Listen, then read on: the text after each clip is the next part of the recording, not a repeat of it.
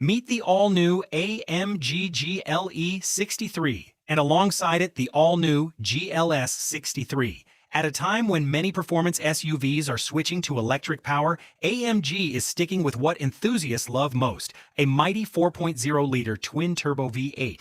But these aren't just the same old engines with a new badge. Mercedes has packed them with technology normally found in track-focused supercars, along with several other important upgrades. It finally feels like AMG has rediscovered what made its performance cars so exciting.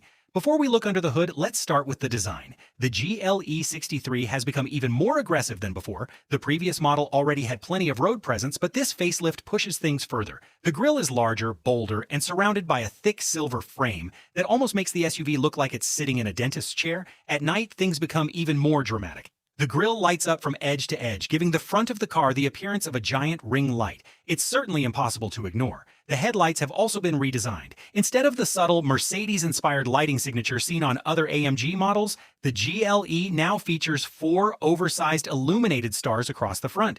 They're bold and distinctive, although to me, they look a little more like novelty glasses than premium luxury styling. The GLS follows exactly the same design language, except its illuminated stars are stacked vertically. Personally, they remind me more of face tattoos than elegant lighting. Apart from that, the front bumpers remain largely unchanged. Large air intakes and contrasting trim on the front splitter are still present, while the side profile is almost identical to the outgoing models. Buyers can continue to choose between the traditional GLE SUV and the sleeker GLE Coupe. AMG has also introduced new alloy wheel designs. The GLE can now be fitted with wheels up to 22 inches, while the larger GLS goes all the way up to enormous 23-inch alloys. At the rear, Mercedes has doubled down on the illuminated star theme. The GLE features 4 star-shaped graphics inside the taillights, while the GLS increases that number to 6. I've always thought AMG was slightly more dramatic than BMW M or Audi RS, but this latest design definitely pushes things further.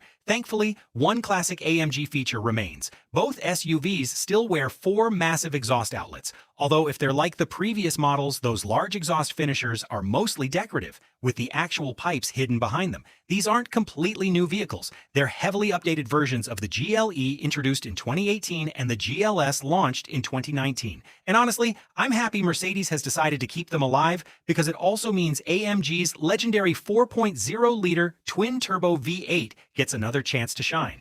Mercedes hasn't simply carried over the old engine either. It now benefits from redesigned air intakes, a revised exhaust system, updated camshafts, improved turbochargers, and one particularly surprising addition, a flat-plane crankshaft. Now, why does that matter? The crankshaft converts the piston's up and down movement into rotational force. Most V8 engines use a traditional cross-plane crankshaft, which produces that deep rumbling V8 soundtrack, but also carries more rotating mass. A flat-plane crankshaft is different. It's lighter, allowing the engine to rev faster, respond more sharply, and produce a much higher-pitched exhaust note.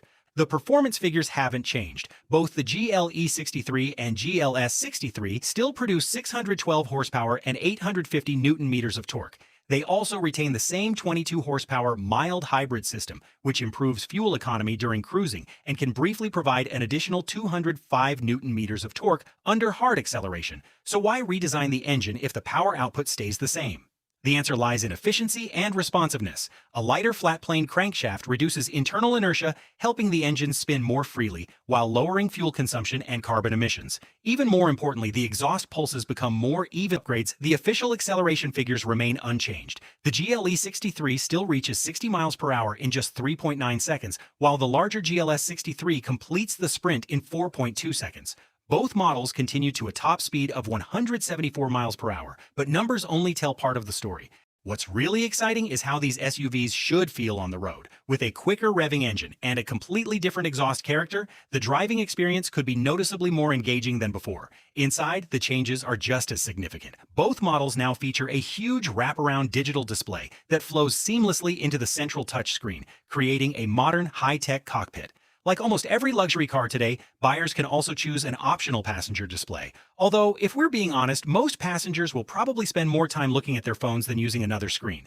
The AMG versions receive exclusive graphics, dedicated performance displays, and additional customization options that separate them from the standard GLE and GLS. The seats have also been upgraded with extra side bolstering for improved support, along with new premium leather finishes. The steering wheel is similar to the one found in the AMG GT. Complete E63 will likely start above £140,000, while the flagship GLS 63 should comfortably exceed £160,000.